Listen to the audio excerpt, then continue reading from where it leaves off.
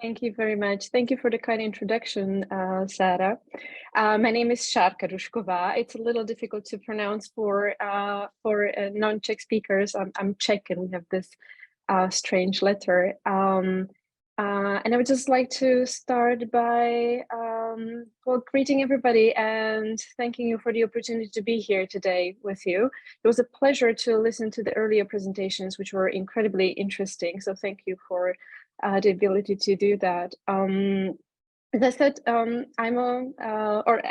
as Sarah said, I'm a legal manager at Validity Foundation. I'm a lawyer, and so my presentation is going to be a tiny bit different than the presentations that I've been listening to, your presentations before.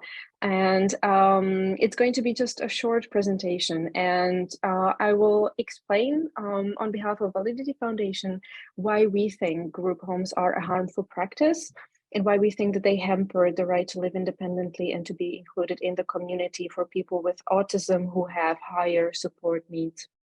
I'm going to try to share my screen because I have a presentation.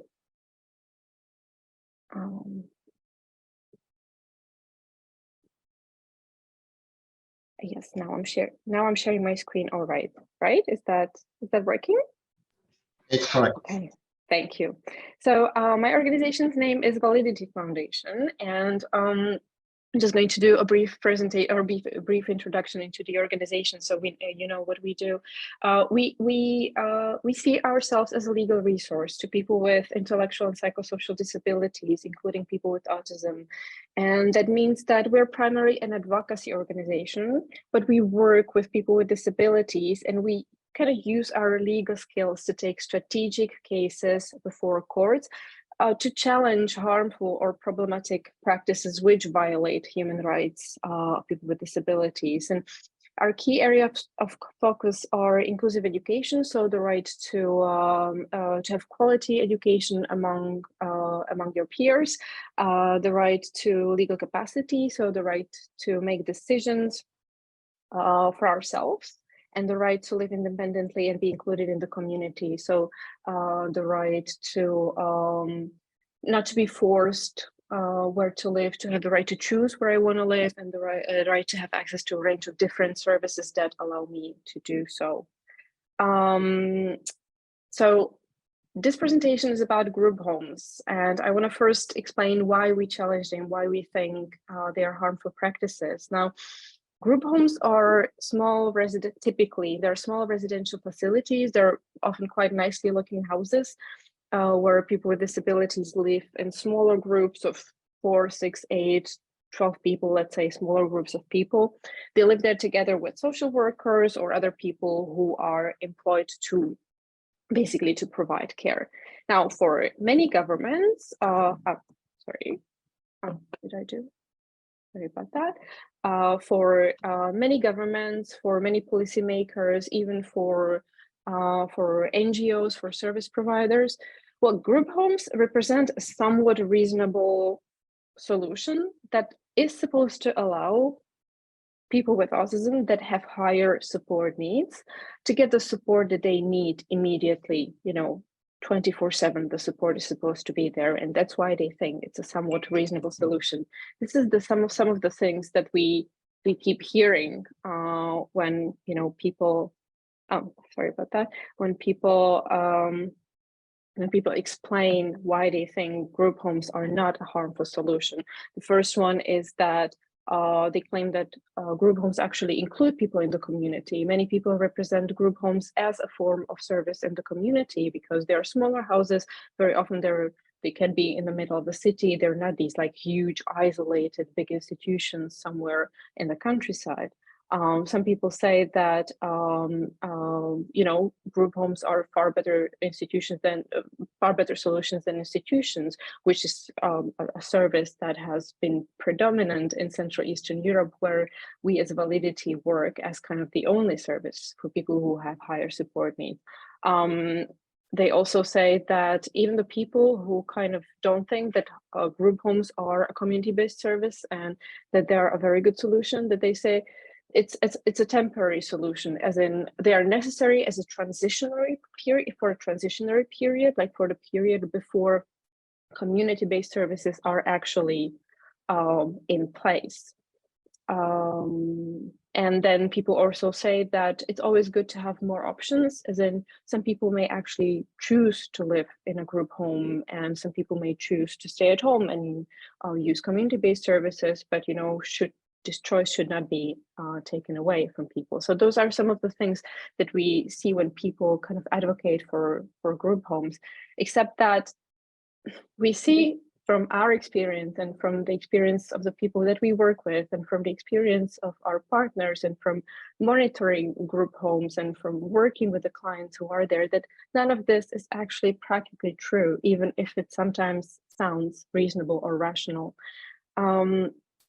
We know, and as I said, we do monitoring in group homes and in institutions, and we have clients who are or have been or were in group homes, and we know that many of them, the ones that we have experience with, actually don't function as a community-based service. I don't have space to go much into detail here, but I want to refer here to a report that we published last year on how group homes kind of create an illusion of a service in a community in Bulgaria. They're kind of used as excuses for the institutionalization, but basically they're just moving people from big institutions into small institutions. And the key problem is that even though group homes are in smaller houses and often kind of seem better, as in the physical structure has changed, the psychological structure, the institutional structure, the social structure, let's say, has not changed, because the rules, these are some of the pictures, actually very recent pictures from a group home in Bulgaria.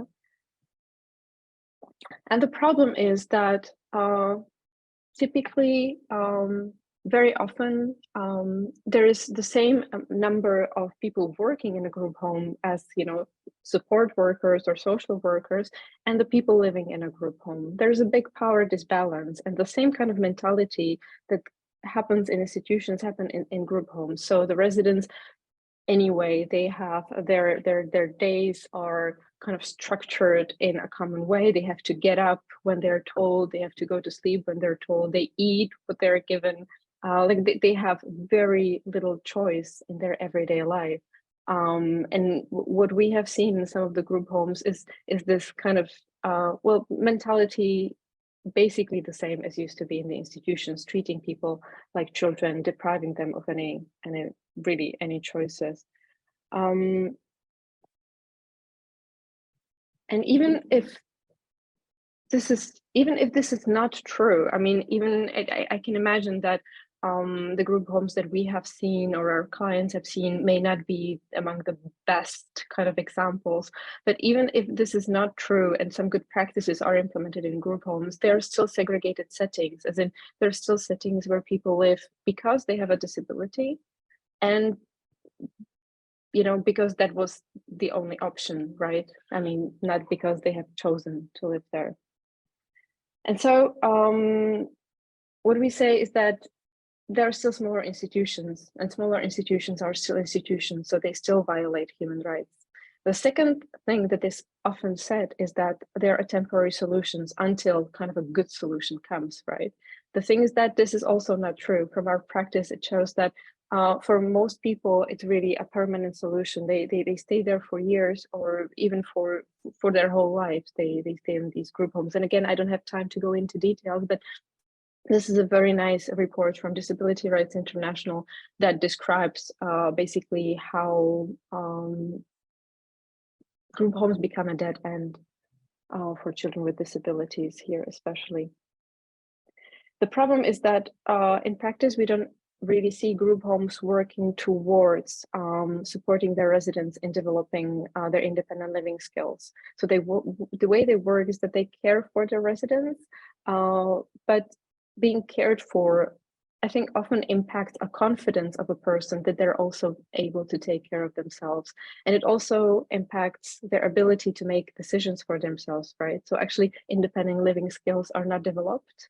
And if they're not developed, people don't feel empowered to actually take the step and live independently. This is something that's been described in many reports, in our report, and also in the report that I'm showing you here.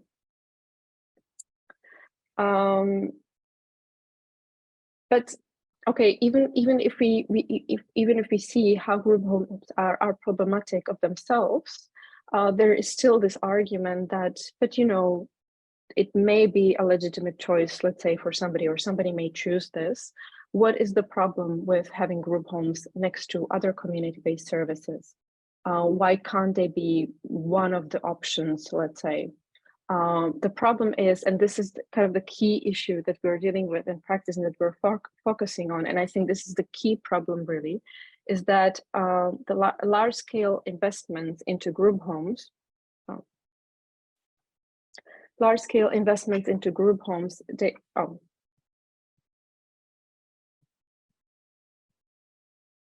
sorry, I'm not very skilled with this, apologies.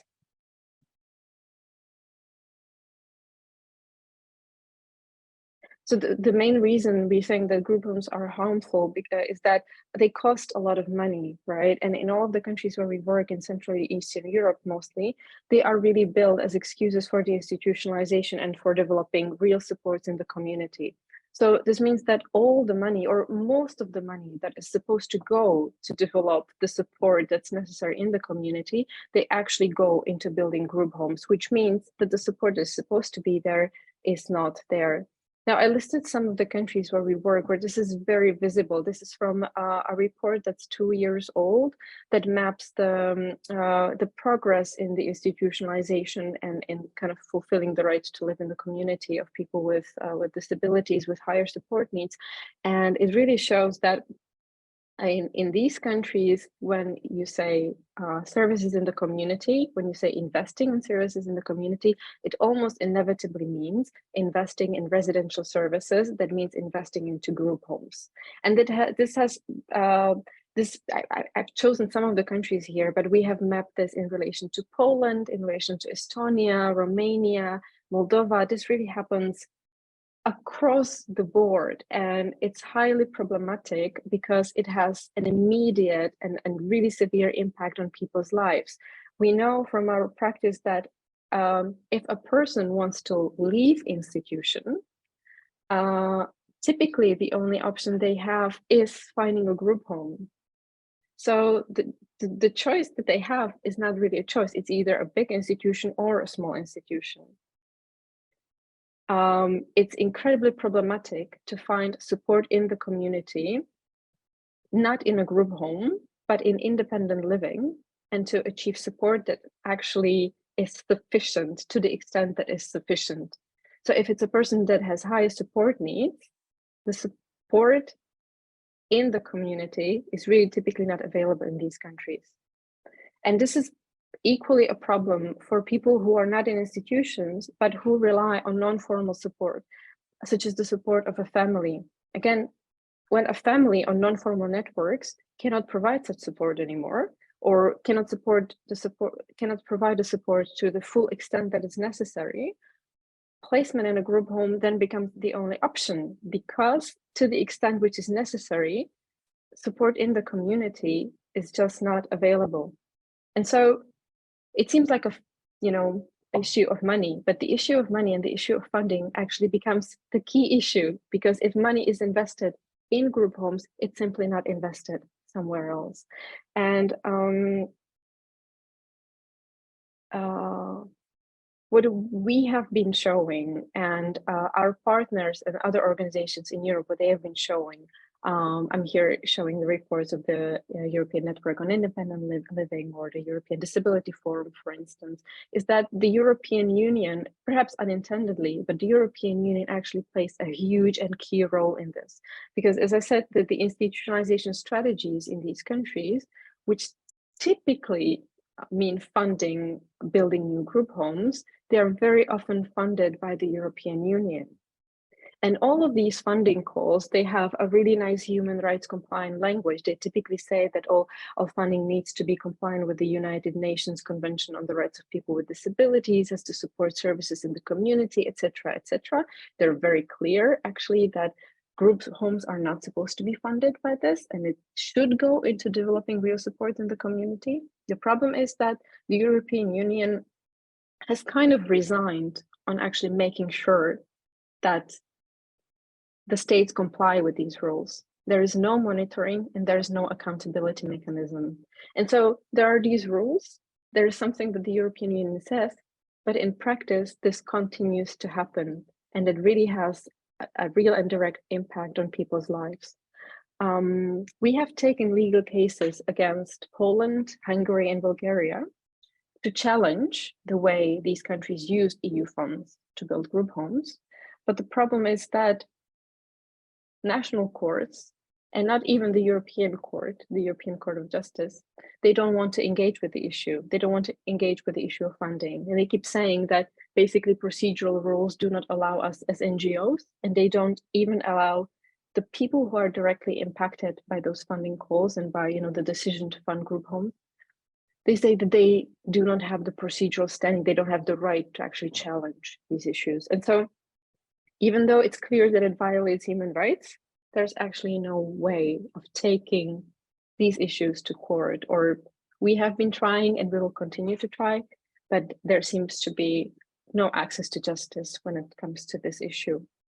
And so the main option we have right now is talking about it publicly, complaining to the European Union, complaining to other international institutions, and kind of campaigning against the abuse of EU money for segregation and for violating people's rights to live independently.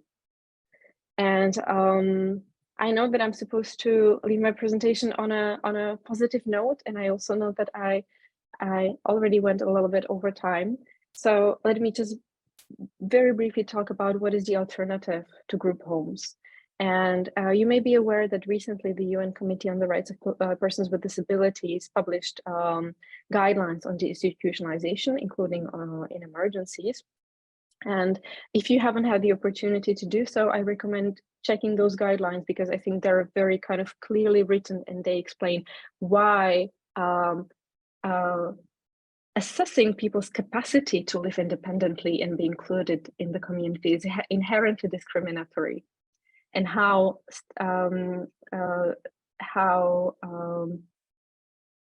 kind of the basic premise is that everybody has this right and everybody is capable of that. We just need to tailor the support in the community the way that it's individualized, personalized, and actually sufficient for the person. And the UNCRPD, the UN Disability Convention, obliges the states to, including the European Union, instead of funding group homes, to fund a variety of different options that support people in the community. And that includes formal assistances, but also non-formal community-based networks. And when we talk about formal assistances, so kind of the alternatives to group homes, this really can include a range of different services: personal assistances, peer support, support for mobility, provision of assistive technology, accessible housing is incredibly important, income support, etc., etc. But what is absolutely key, and what I just kind of want to close this presentation with, is that the support available needs to be individualized, personalized, but most importantly, controlled by the user. And I think it's the last element that kind of encompasses the right to live independently and be included in the community, that the supports are supposed to enable a person to live their life the way they want to live it, and with whom they want to live it the way they want to live it. And this is where the European Union money should be going into, not into group homes. Thank you for your attention. And I'm here for questions if you have any.